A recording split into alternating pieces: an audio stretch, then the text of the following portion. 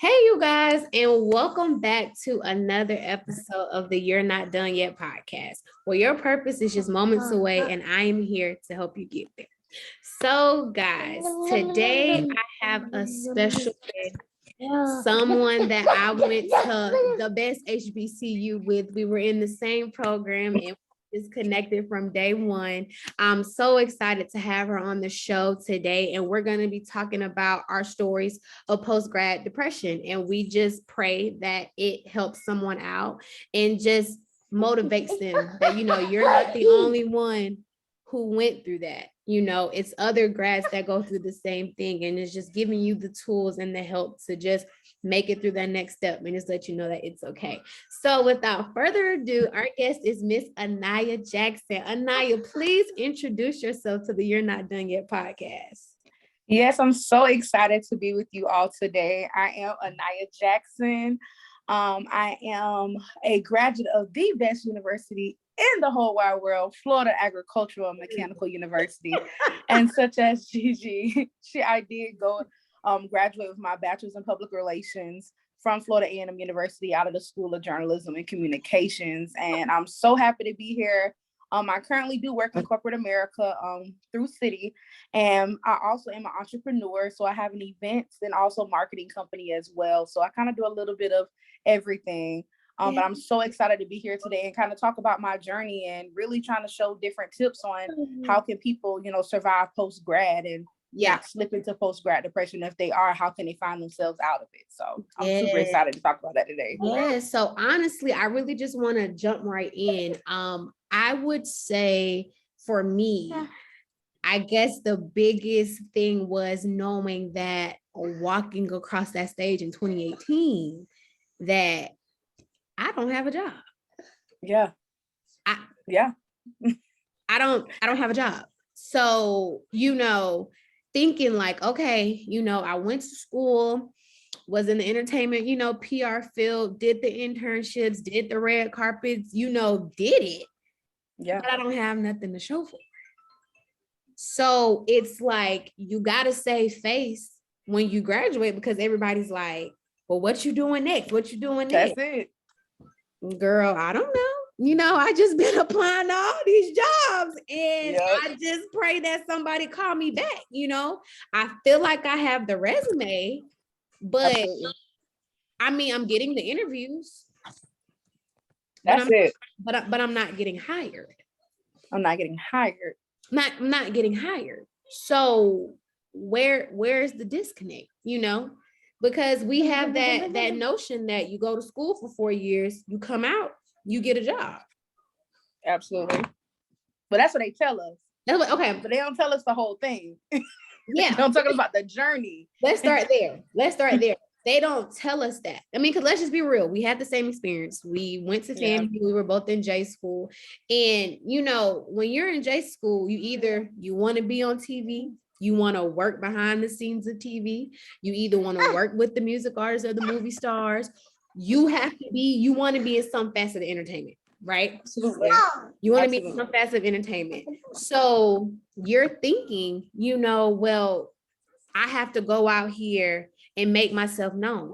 I have to be active. I have to put my face in the place so that when use those networking skills we learned. Use those networking skills. Absolutely. So when those opportunities come along, they gonna say, oh, I got somebody perfect for that. Aniah would be good for that. Let me email her. Let me give her a phone call. Or Glenn Andrea would be great for that position. Let me call her and just see if she could come.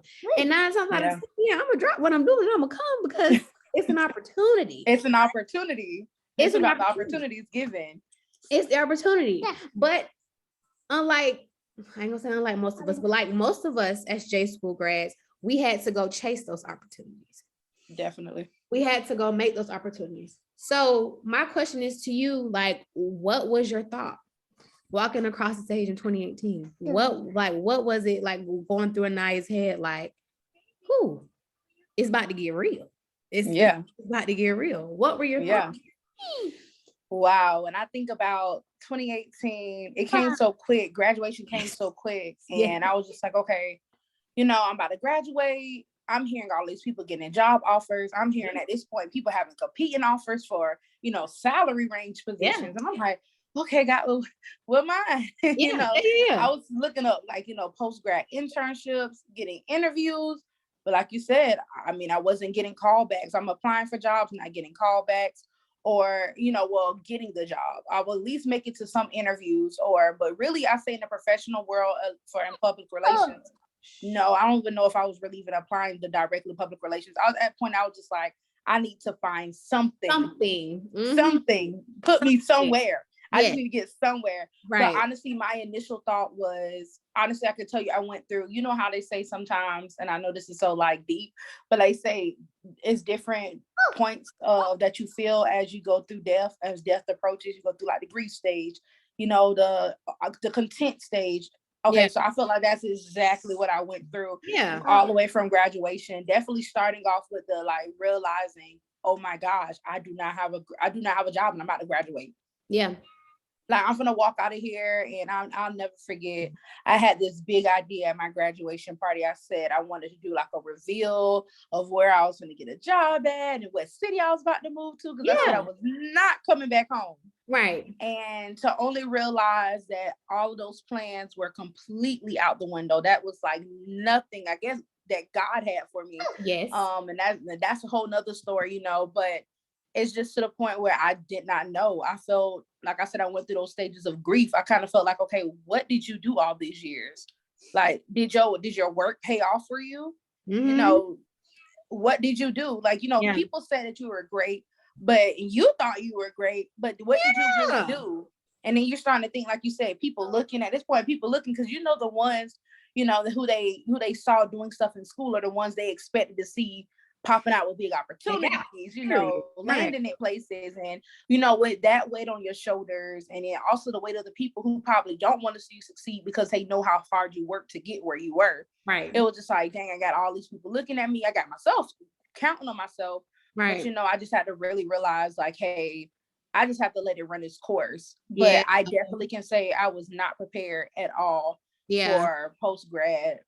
I thought it was just going to come out with this big job offer, competing offers. That was told to me in school. I'm not going to say who said it. Yeah. But I was just going to say, administration came out. They had us thinking that we was going to be in these positions. We finna be A&R. We finna be VPs. We finna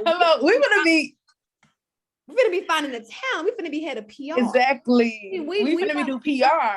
Yeah. And like you said, just as much as we wanted to do entertainment. And honestly, I am so happy that it didn't go that way, because I see how many people have a lot of opportunities, but they're coming with a lot of opportunities that are just 1-month contracts, 2-month contracts, or they're getting laid off due to COVID. It's just so much. And having to sleep in the house with 4 or 5 people, and they're in their late 20s, not saying there's nothing wrong with that, but I'm just saying the opportunities, that came forth, that I probably wouldn't have had the same opportunities I had now if I would have decided to keep on that route, especially after God already showed me that it wasn't for me, if that makes sense. Yeah.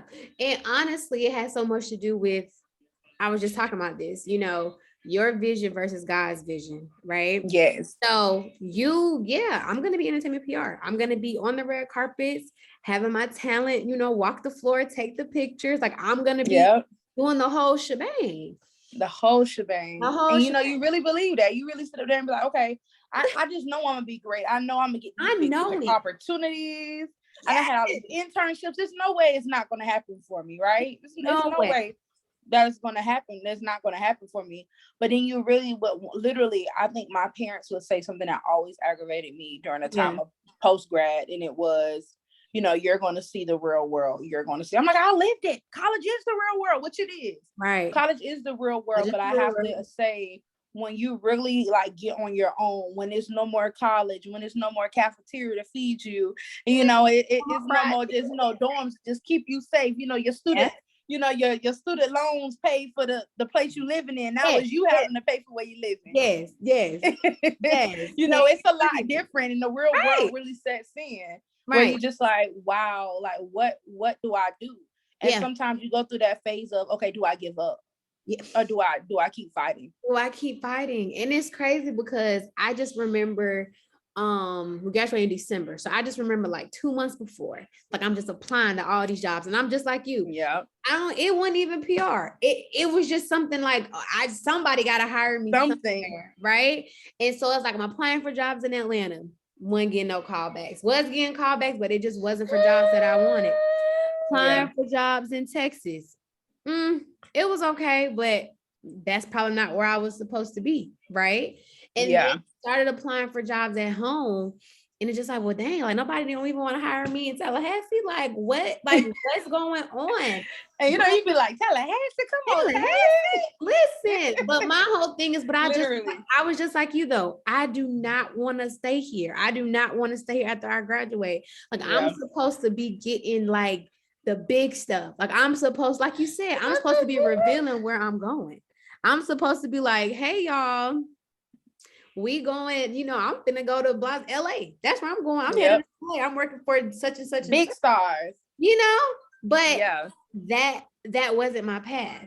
And thankfully, like you said, that it wasn't. Now, do I still dibble and dabble in it sometimes? Yeah. Like if people ask me to do certain stuff, sure. I don't mind. But that just wasn't meant for me, you know. But then after you graduate, then you say you get that first job. Your first job really don't pay you what they say is gonna pay you when you graduate. I don't have nothing in this cup, but I wish I had some tea so I could because you come out of school and you feel disgraced. I'm telling you.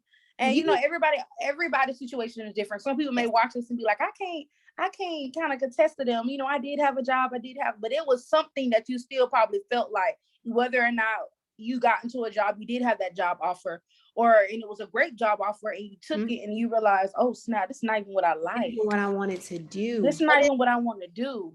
It's not giving what it was supposed to give. What it was supposed to give, right? But like you said, it goes back to having that pressure on your shoulders. Yeah. I gotta account for something. Like, for example, you coming from Jacksonville and coming to school in Tallahassee.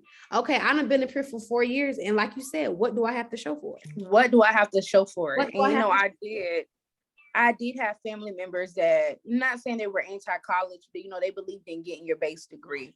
But they were just kind of like, see, this is what I mean. Like, you know, I felt like I had so much to show people and not necessarily show people in a bad manner, but like, hey, college is worth it. You know, it is great. But to see people that, you know, may not have went to college that were successful, and to see me have come home from college and they're not seeing me walk out with job offers, it started alluding to them like, see, I told you so. Yeah. So you got people saying, I told you so. Yeah. I got people looking at me like, well, what is she doing? I'm looking at myself like, can you hold yourself up? But in reality, it's just like, you know, it's nothing you really intended to happen. But one thing I can say that I really learned was to focus on my own self and to focus in my own path. Because the times I stopped thinking about who was thinking about me or whether or not it was good or for bad, was the day that I started walking into what I was supposed to walk into. Right. And honestly, and that's truly what it is, because I just remember like people asking me like, what is your major again? Public relations. I remember that conversation so distinctly. I remember me and my dad were having it. And he was like, what is your major again? I was like, public relations, you know, communication, you know. And he was like, what can you do with that? And I was like, and honestly, I really had to take a step back and be like, dog, what can I do with my degree? Yeah, it's no specialty. Like, you know, like what can I really do with the public relations degree?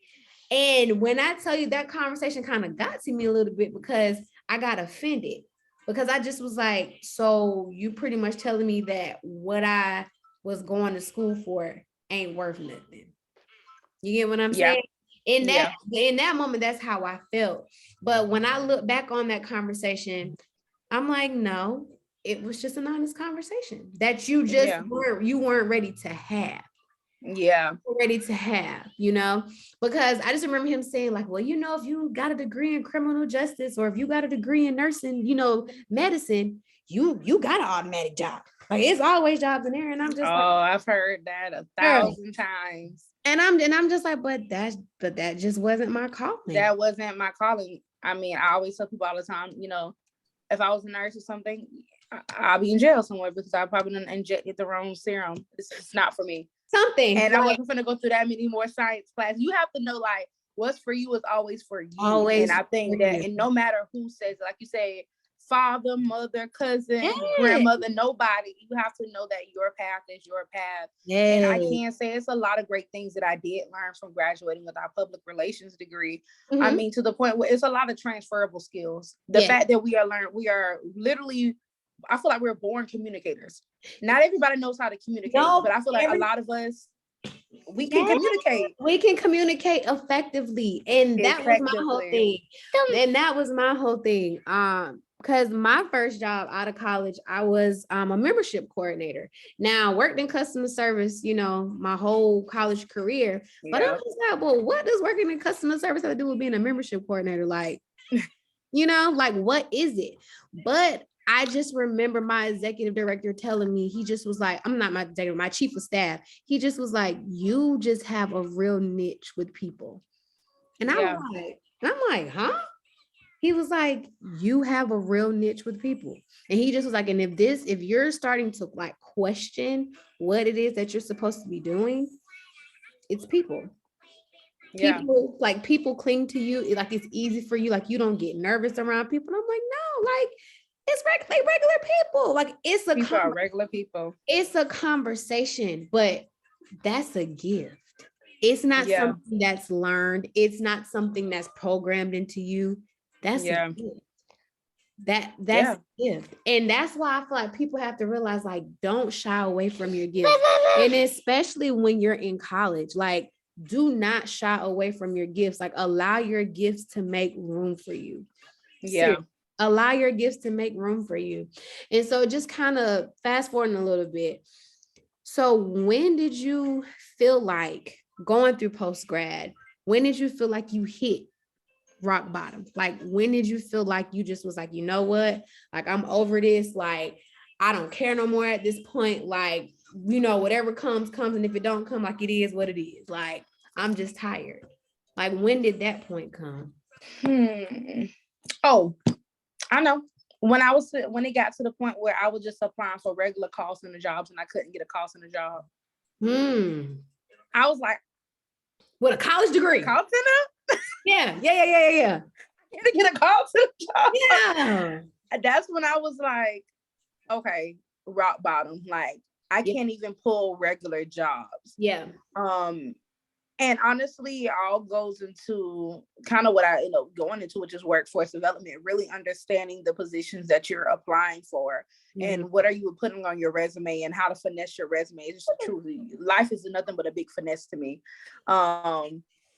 But you can put your own realness to it. Yeah. And I just believe that that's when I hit rock bottom. I was literally in, honestly, it's so funny that I remember applying to Citibank and paying out for Citi, like, in customer service. Like, okay, let me just see if I can get a call center job. I just need something to suffice. Right. Something that's still going to pay me a decent wage and make me feel like I graduated with from out of college with something. Yeah. And to see it, what now, 2.5 years later, from me applying for a very, very entry-level role to now I'm in management at Citi. And didn't even know that God was going to full circle it around all again. So where I reached my rock bottom is where God ended up literally taking me 2 years later and put me on top. Yeah. So it's really big. So you never know. But I can't say that was a time where I completely hit rock bottom. I mean, I was literally crying, trying to hold it together. I think the biggest thing is, especially those, who believe in God and, live to a higher faith, you trying to really hold on to that faith that you have. Like, you really like, okay, God, I'm trusting you. You told me that I'm supposed to trust you. I'm trusting you, right? Yeah. I'm not seeing nothing come from it. So what is it? What is this doing for me? Right. Like, you told me to trust you. I'm trusting you. And I'm still getting hurt. I'm still getting embarrassed. Still passed over, looked over. It's starting to be like, okay, well, what am I doing wrong? Right. And I think another big one for me too was it was kind of post-grad. It was really towards the end of my graduation season. And I was applying for internships back. And, I keep it real. I have no reason to say. So people may be like, oh, Lord, I would never say that. But for me, I remember I was applying back into the internship program I had got into. And I honestly, a lot of people don't know, but I didn't make it back in the second year that I applied. Yeah. So I applied. I mean, I remember getting interviews from like the Oprah Winfrey Network to Live Nation. Yeah. It was a lot. It was big companies. It wasn't like small ones this time. It was like big opportunities. Even more than that, I interviewed with, and I got none of them because my goal was, okay, if I don't have a job, at least go back and do I can do an internship post grad that can get me back to LA. Right. Do that internship. Hopefully that I do so well that they can turn. It's like I had a whole plan. Right. Right. And that's another one when I really hit rock bottom, because I'll never forget. I did all these interviews. I was waiting to hear back. No lie. I was waiting to hear back. I had my bags packed because last time, I basically got it but didn't get it. Then got a call back. I know it was a call back. And when I got a call back, I had to be back out. I had to be in LA in like 3 or 4 days. So I was like, I'm pack my bags. I'm waiting. And literally, I got the email that basically said I didn't get none of them for my post-grad internship. Yeah. So I'm like, what? Like none? Yeah. What do you mean I didn't get none of the internships? So now I'm back to square one again, like you're saying. And that's when I actually walked across the stage with no internships, applying for jobs, had no jobs. Then just started applying for random stuff at this point. But thank God for friends. I did get opportunities. Some of my friends here in Jacksonville that own, businesses. Yeah. And, they're big and different companies allow me to come on and, work, whether it was like a administrative assistant and executive assistant. I was able to do those things to hold me for a minute. But I can't say that's when I reached a low point. Yeah. During my post-grad life. Yeah. And honestly, I would say for me, like I said, it was just honestly like the art of the unknown. Yeah. I'm booking, like you said, getting the interviews, like I'm doing them, but ain't nobody calling me back. And so then, like you said, you sit and you think, and you're like, well, am I doing something wrong? Like, is there something wrong with my resume? Like, am I not saying the right things in the interviews? And then it really causes you to start to question your worth as an individual. Yeah. Like, this isn't the persona that I built up, my whole life, or even within those 4 years of being within those 4 walls in those classrooms. This isn't the person that is supposed to be going through this. Like, no, not at all. And I'm a strong believer. It's just like, you have to have faith. Like, you have to have faith. And I just remember like interviewing for my first job. And I'm just so thankful because my mentor today, his name is GC Murray. He's a lawyer. And I just remember like when I interviewed with him, like, how you have that sense, like, I got this, like, I got this. And the interview with him was just it was so comfortable. And it just was like, okay, God, like, okay, I'm gonna fill it out. I see it working. And then I remember he texted me and he was like, well, they want you to come in for a second interview. And I'm like, who is they? Who is they? Yeah. And just setting a little background, at that time, at the association, it was only 3 African Americans working there at the time on a staff of like 20, 25. And so I'm like, okay, just I'm going for the ride, Yeah. And I had a chance to meet with the chief of staff, Caucasian, right? So it was a sense of having to turn that switch, right? And so I'm in there just talking. And then the first thing he said, he was like, oh, you graduated from FAMU. And I'm in the back of my head, I'm like, yeah, that's it. I did. Period. I'm at my school, period. But it was the fact that he just was like, and you were able to accomplish all of this in 4 years? I was like, yes, sir. And he was like, and your degree is public relations? I said, yes, sir. That's what I went to school for. And in J school, they teach your resume got to be popping. Like, your resume has to stand out. Like it should hit the table. They be like, wow. Like, oh, like who is this? I gotta meet her. I gotta put a name with a face. And I just remember him saying like, okay, he was like, I've heard good things about you. And even that time, he probably asked me 2 questions. 2 questions. Interview was over. That's amazing. Yeah, 2 questions. The interview was over. Right. So I'm looking at GC and I'm like, I mean, is that a good thing? Like, I'm looking like, is this a good thing? So then 2 weeks go by, don't hear nothing. That self-doubt starts to turn. Yeah. And I'm like, okay, I'm texting, hey mom, like it's going on 2 weeks. I need to send me a prayer up, please. I said 2 prayers are stronger than one. Send me a prayer up. Yeah. Got the email. We want you to come in for a 3rd interview. Okay, I'm like, now at this point. Okay, now you should have asked me more than 2 questions and we could have got it over with. So now at this point, I'm meeting with GC, the person who's over me, the chief of staff, and I'm meeting with the executive director. I'm like, okay, this is it. This is going to determine whether or not I'm going to be starting in 2 weeks. This is determined. That's it. This is determined. Got in there, talked to Paul Just, talked to John Brazil, talked to GC. And first thing Paul said, you went to FAMU. I said, yep. Yes, I did. Yes, sir. 100%. Proud of it. Resume. It's amazing. Who did it? I did. Hello. But I'm sharing my experience, right? I was like, we were always taught that you have to be prepared for the opportunity. So when it comes, there's no reason why you should be lacking because you should already be prepared, right? And he said, okay. He just was like, I trust GC's judgment. And if he wants you, I'm okay with that.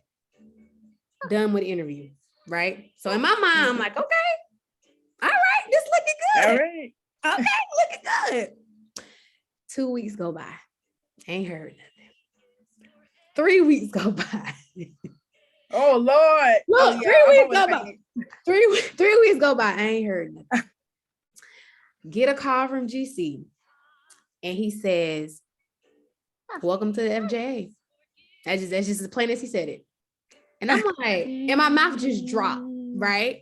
My mouth just dropped. Because in that time, applying for jobs 2-3 months, just found out that I was having a baby. And I'm like, okay, God, something got to come through. Something got to come through. I said, because now it's not just me no more. It's me and somebody else. Something come through. And I just remember thinking like, okay, this ain't what I went to school for, but I'm equipped for it. It's not nothing. It's not nothing that I can't do because I've been trained. I went to school for this. The jobs I've had, during school, this is what this is for. Yep. And I'm like, okay, so get there, get the job. And I just remember GC telling me like, this was his getting on to me. He was like, I picked your application out of over 300 resumes. Oh, wow. He said I had a top 5 and then I had a top 2.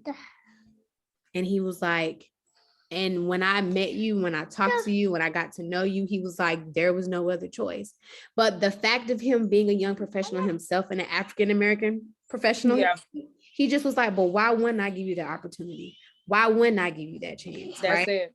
Why wouldn't I do that? And when I tell you that was one of the most, I cried when I got in my car because I just was like, okay, I'm not going to keep fighting what you have for me. If this is where I'm supposed to be, this is where I'm supposed to be. Because for someone to think that much of me, he barely even knows me, but to say, I know what you can do. I know that you have potential and I'm going to bring it out of you. Yeah. What better situation can you get? Yeah. And it's just more, and it goes to show guys, like, you just have to be mindful of the things that you do have, right? You do. What you do have. So even if you're in a position right now where you don't feel like it's working, but the people around you are staging you and placing you to move into bigger and better things, take heed to those people because those people don't come around that often. At all. We live in a selfish world and it's just like, it's all about me. Yeah. But it's never about, okay, well, I'm at level 5. Let me help you get to level 5. So when it's time for me to go to level 10, you're working your way up with me. Like, we're not just standing at the same place. You have to take heed to that, and that's why it's so important in post-grad to honestly, if you don't have a mentor already, you should definitely find one. Yeah. You should definitely find one in Postgrad, and then make sure that you are around people that want to help you succeed. Get out of those, get out of those negative spaces. Get out of those negative spaces. And the thing I would say is also start rebranding yourself. Start rebuilding yourself, because honestly, your resume is kind of like it's a live body of work, pretty much. It's a live body of work. And your resume has to be bold and it has to stick out, because let's be honest, recruiters aren't really reading resumes anymore. They put them through machines. They're through machines. And if you got those keywords that they're looking for in that resume and it sticks out, it's like, okay, well, let's just give her a try and just see what happens. But at the same time, you have to be prepared for that opportunity. You do. You have to be prepared for that opportunity. And you have to make sure that as an individual, like, and we're telling y'all, like, it's not easy. Like, it's not easy by any means. And for those who are blessed to have those jobs right out of college, like, kudos to you. Like, I'm happy for you, excited for you. But for that's your blessing. You know, that's your journey and that's your blessing. Your journey. It's your time. It's your time. But for the ones who really have to go through maybe that 3 to 6 month period, you know, after school, to really figure out, okay, well, what's my next step? What am I going to do? Like, it takes time, you know, it takes time.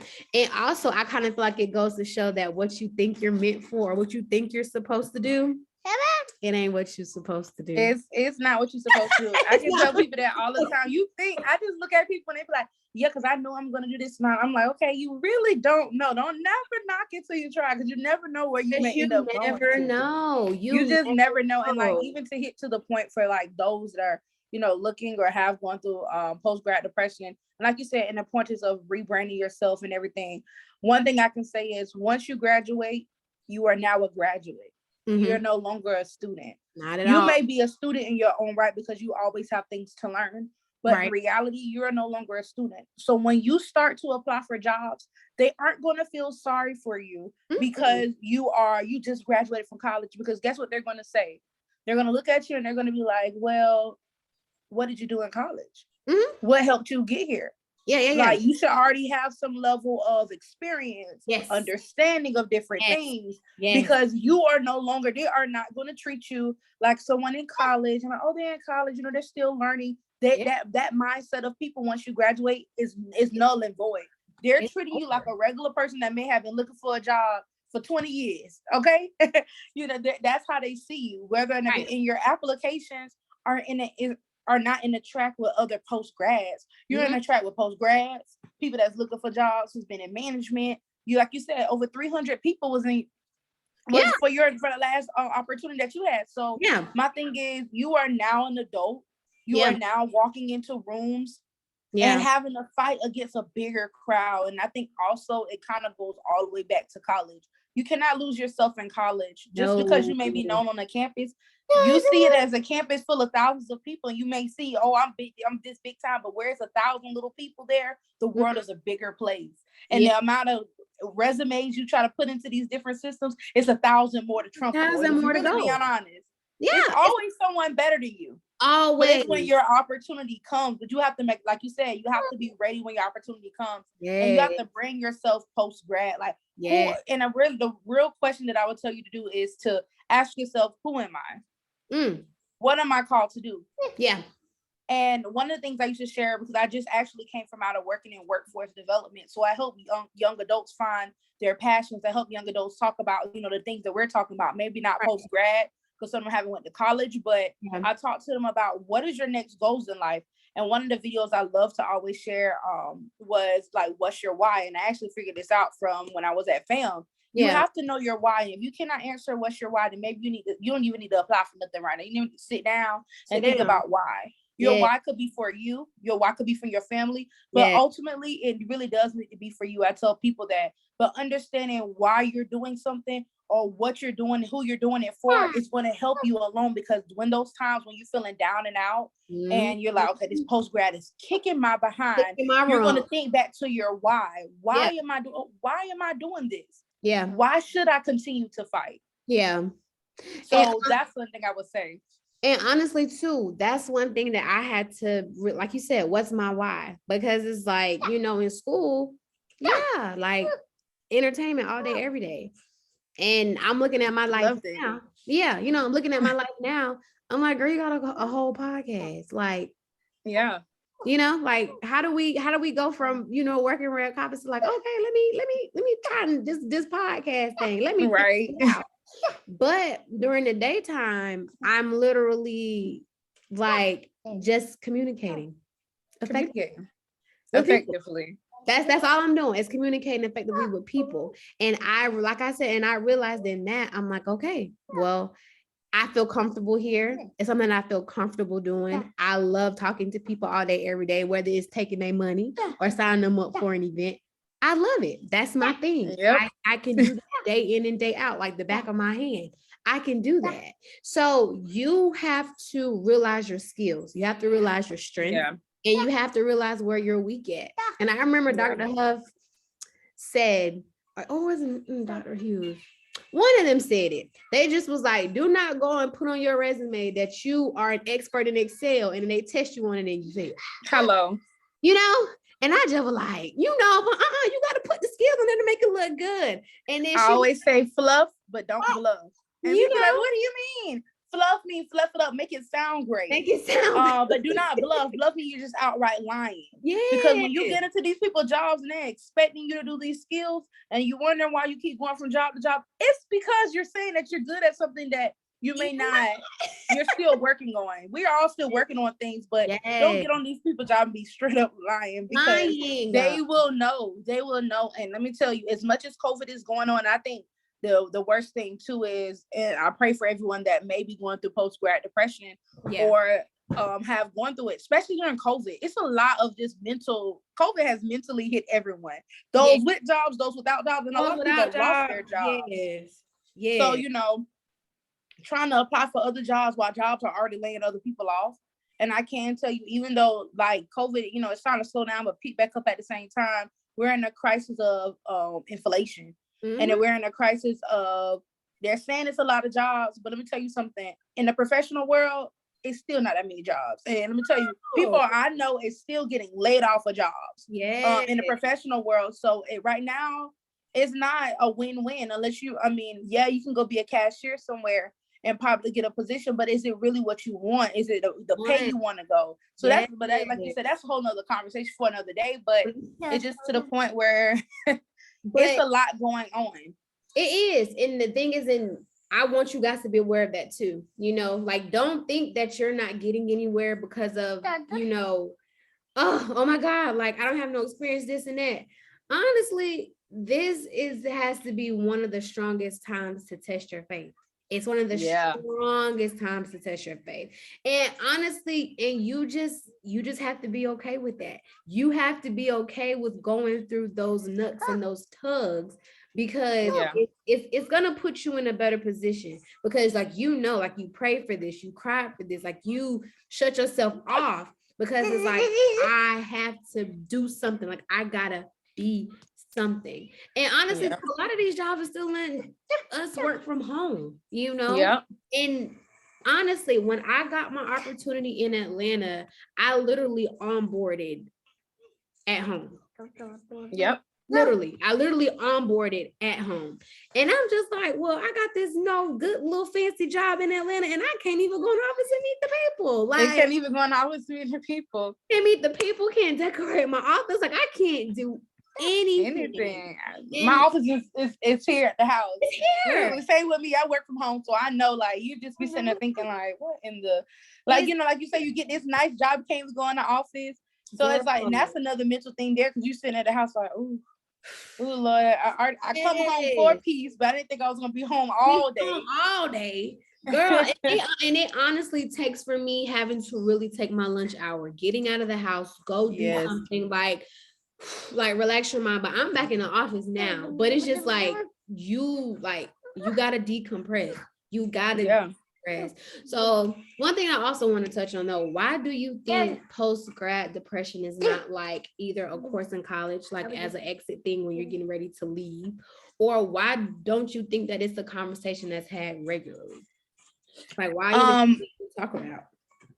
Honestly, I believe, and I can really speak on, I'm going to try to bring it home and no negativity because our university is the best, but we're speaking on facts. Personally, if you all don't know, in our department, it's a lot of people who have worked in the industry of whether it was journalism, communications, but I don't feel like it's a lot of people that have they don't have a lot of mix. So a lot of those have been working for years. So understanding that post-grad depression is a thing, I don't think that a lot of them even know, because probably when they got their opportunities, they probably did walk into jobs. Yeah, they were gone. So, it was, I just think it's just a lack of knowing that that's what it goes through. And then it's like, honestly, especially in our community, that it's happening, but you don't call it, I think like the older generation don't call it post-grad depression, it's just called life. But no, in life comes depression that has to be dealt with. Yes. And it's a lot of college students that are being told that they're going to be walking out of college with these opportunities because really it's to gloat your own boat about what you felt like you taught me or what you felt like your program is worth. Yes. And what I should have got out of it. But I could have very much well crossed my eyes and dotted my I's and crossed my T's, but still did not reap the benefits of the very much thing that you told me I was going to. So I just think of it as lack of knowledge about it. And no one wants to talk about the negative, but postdoc depression sounds negative, but it is totally needed.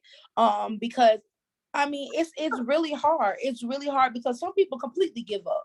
Yes. Just completely give up. They're just like, you know what, this is not for me. I do feel like postgrad depression should be a college course, and if it shouldn't be called postgrad depression, definitely should be called navigating yourself beyond your career, navigation for career success. Something needs to be taught, that can teach you how to deal with it, and also that can go through a portion of the class where you're dealing with resume management. Helping you get yourself prepared to be able to take these courses and navigate yourself through life. But I definitely think it's not talked about at all, and it really needs to be talked about. Honestly, I think more people need to have more conversations about post-grad depression because it's real. Yeah, it's real. I've cried myself to sleep plenty of nights. Yeah, I've even recorded myself on some videos of talk about my experience and to see myself now, but to look back at there, it's growth. But even in our down seasons, it's times of we're really reaping the harvest. We just don't know it yet. Yeah, and I kind of feel like that too. I just want to say, like, if you're putting in the work like you're supposed to, like you're not being lazy about it, you're being very adamant, very proactive. And if you feel like it's not hitting the way it's supposed to hit or giving what it's supposed to give, that's not code for you to be like, okay, we'll just bump it. Like, I don't know what else to do, but that is the key for you to keep going, Yeah. Honestly, though, when you stop trying, that's when the opportunities come. When you stop trying, that's when the opportunities come. And that's when some of the best opportunities come. Yeah, it's like this. So when I stop worrying how the story ends. Yeah, and I let go and I let God. Literally, that's exactly how it is. That's when you stop worrying. It's almost kind of like when they say when you're trying to date someone, and they say when you're always trying to worry about being with somebody, you never can find the right person. But the day you start focusing on yourself, it's like they say, hey, and it pops up, right? Yes. So that's how you have to do it. Yes, and then I want to test that too. Just make sure that after you graduate, that you are, because in college you're learning yourself, right? There's no saying that after you graduate you are in tune with who you are, what you stand for. But I want to challenge you to get to know yourself after college.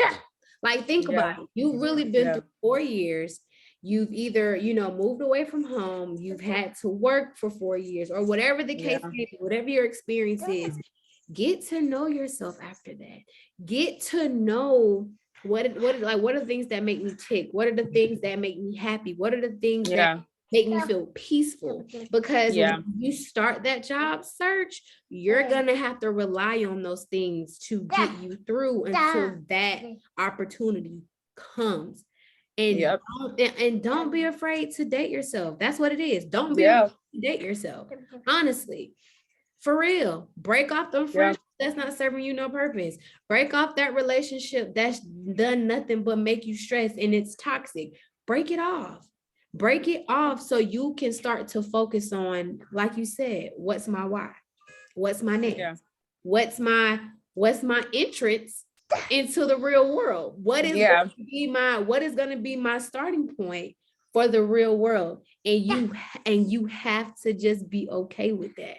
Trust me, it's something that you don't want to think about because you're in college, you're partying, you having a good time, you going to nightcap, you want somebody campaign team trying to make sure they win. You know, like you really like you in there. You on a homecoming committee, like you in there. You in there. You in there. So there's no thought to the fact that like, well, dang, in like a year, it's over. Like, hello. And how many people can attest to that we looking back and they're like, you still on FAMU campus? Girl, still there? Those are people that you want to detach yourself from, because then, and let me tell you something, you know, at one time, I remember I had an opportunity. I could have went to the, FAMU MBA program, which is like a year after you graduate. You could just get 1 year. I still had 6 months left in my apartment. I said, to the heck with school. I was so done. And, I got mad with myself at one point. I said, dang, you stupid. Like, you should have you had 6 months left on your apartment. You could have did the MBA program. Yeah. But, one of the things that I said, and I look back and I can honestly say, I'm so happy I didn't decide to do that, because I know a lot of people that get so scared of not having a job, but they want to look like they're doing something, they automatically go to grad school because they just don't know what else. A lot of people aren't going to say that's the reason why they're going to grad school. Yeah. But it's the truth. A lot of people go because they don't even know what their next step is. But I can say with me taking that break, it was a blessing because I got an opportunity to get work experience. So those of you who's like, well, maybe I should have just went back to school and, did I do make the wrong decision? No, you didn't. If that wasn't in your plan or the plan for you, then no, it wasn't.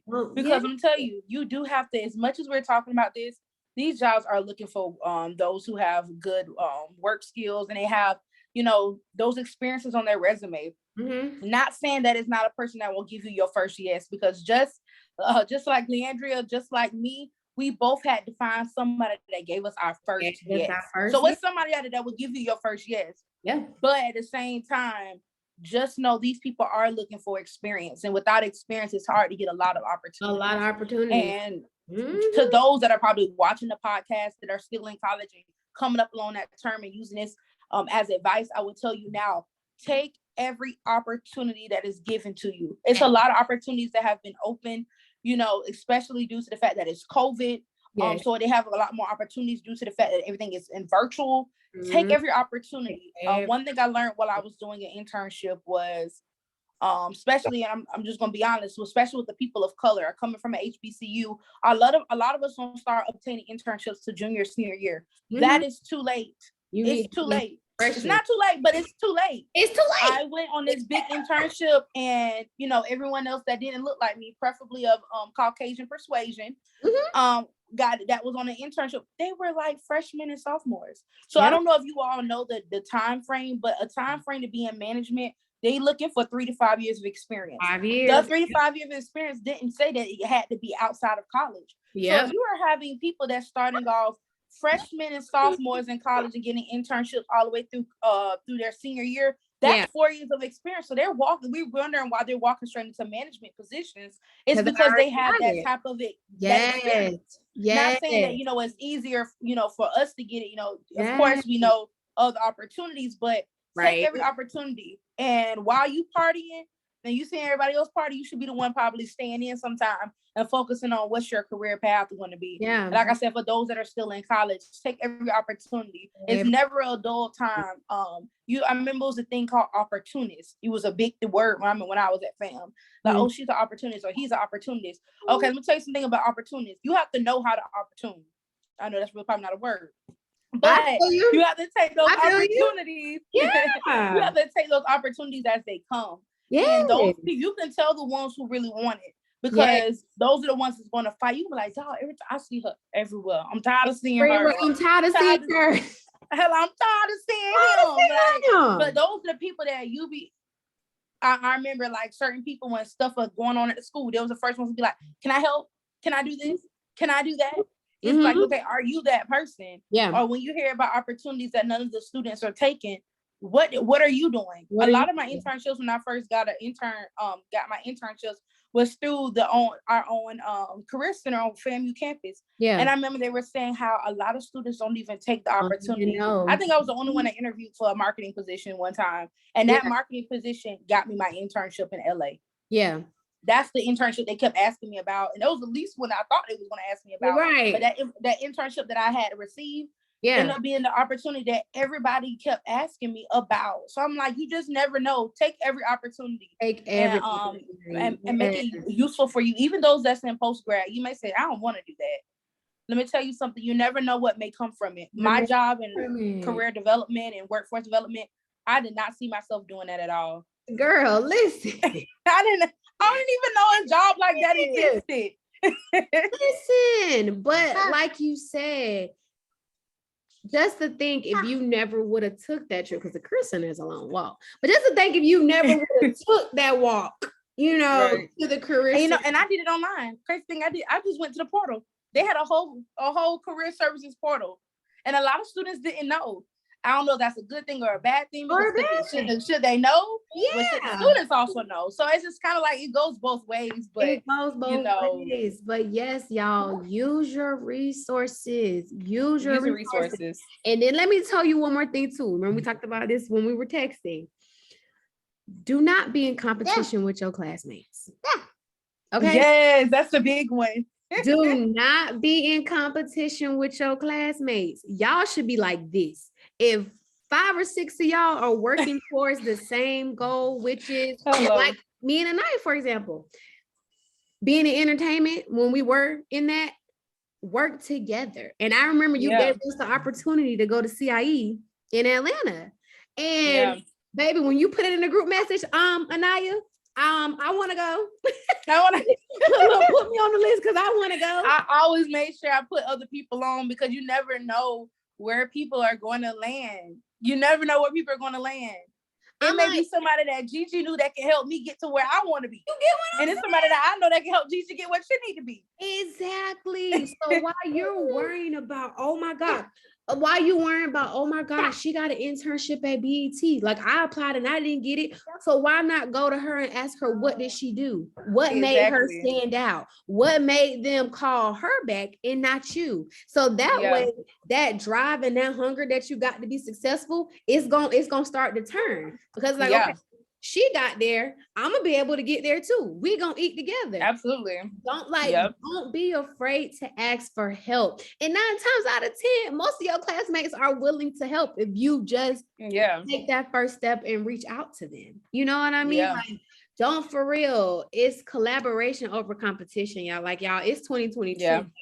People always say be selfish here and there, but it's just like, don't be selfish when it's helping other people get to where you're trying to get, And you never know, like you said, it could be somebody that Aniah know that I'm trying to get on with. Like, Aniah, throw them out there.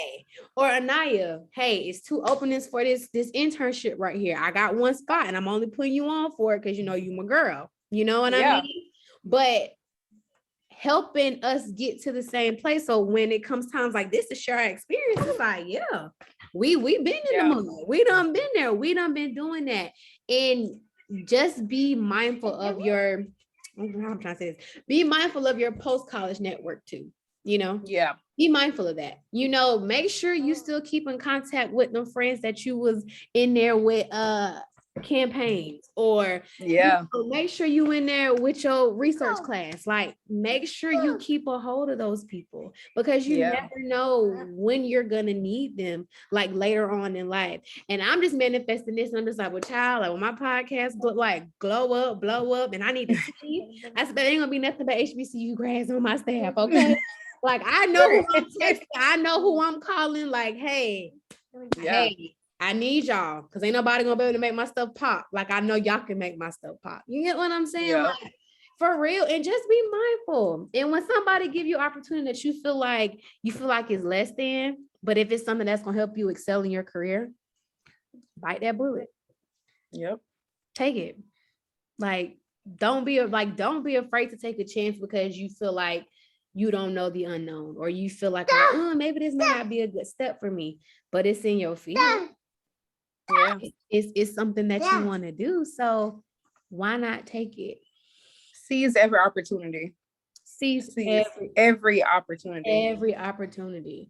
But just to recap what we went over today, though, guys, just post-grad, I want you guys to learn yourselves, love yourselves, date yourself. Remember that it's a process. Yes. It's a process. It's a process. And like she said, start early, especially for our ones that are looking to get in careers that are kind of hard to get into. Yeah. Make sure you seize every opportunity. Like she said, internships. You should be a freshman. You should be a freshman interning at some of these big companies. You should be a freshman. Yeah, and they have a lot of internships now just for freshmen. Yes. So not an excuse. Make sure you're looking. Yeah, it's not an excuse. And just make sure that you are using your resources. There are a lot of pages on Instagram that connects HBCU students to companies that are doing internships, and even PWIs, not knocking them, but we're just speaking from HBCU standpoint. Exactly. Point of view. Yeah, like just make sure like everything, sign up for every resource. Sign up for every resource and just make sure that you're putting yourself out there. But just remember that there is life outside of school. There is life. There is a big life. It's a big life. It's big life. It's big life outside of school. And you want to make sure that you are mentally and physically prepared for that. And I want to drop another gem. If you gotta move back home and stay with your parents, move back home and stay with your parents. Yeah. Do what you have to do. I'm telling you. Don't be out here about in the homeless shelter because you're trying to be grown. I don't want to go back home. Trust me, I didn't either. Listen, none of us do. None of us want to go back home because we didn't go to college to go back home. We to go back home. we came to college to move on to the next phase of our life. Like that's what we came to college for. We came to college to get our degree, move on to the next phase. And I would say too, for those people who don't have that option, there are other resources. Like if you could stay with a friend or another family member, like try to make your post-grad life, I don't want to say, make it easy on yourself. I'm just going to say it that way. Make it easy. Make sure that you know that when you leave, okay, I don't have a job. I know if I can go back home, I can go back and work at my old job, whatever the case may be, until I get something. Like try to make it less stressful as possible, because the feelings that you're feeling, we've been there. Yeah. We've been there. Use your resources, use your home. And I feel like I know our generation of parents, they believe in allowing us to stay until we feel like we got it right. Or they feel like, okay, I can release her. Like she's good to go. Got a stable job. She got, she's budgeting her money, whatever the case may be. Like she's good. She's becoming an adult. And I'm appreciative of that, because let me tell you something. I don't know where I would be if I could not go back home to my mama. Okay. I don't know where I would be, because you're right. Because like it's real, and you gotta think about it. You ain't got no bills. You ain't got nothing. Just get up and just start your journey, y'all. Like seriously. But Aniah, if you could leave them with anything, what would you leave them with? Yeah. Okay, if I can leave you all with anything, honestly, the same thing I kind of was just saying, seize every opportunity given. And honestly, that, your direct pathway is your pathway. And you are the person that directs everything that is going to happen for you. And it starts off with your mindset. Yes. If you have the mindset to do right, you're going to do right. If you have the mindset to fight, you're going to fight. Mm-hmm. But even times when your mindset drops, you just have to remember, once again, what's your why? And your ultimate why is you. Yeah. And that's one thing I can say, seize every opportunity. And I will also say this too, like you said, believers of God, or believer of a higher faith. Make sure you get close to that.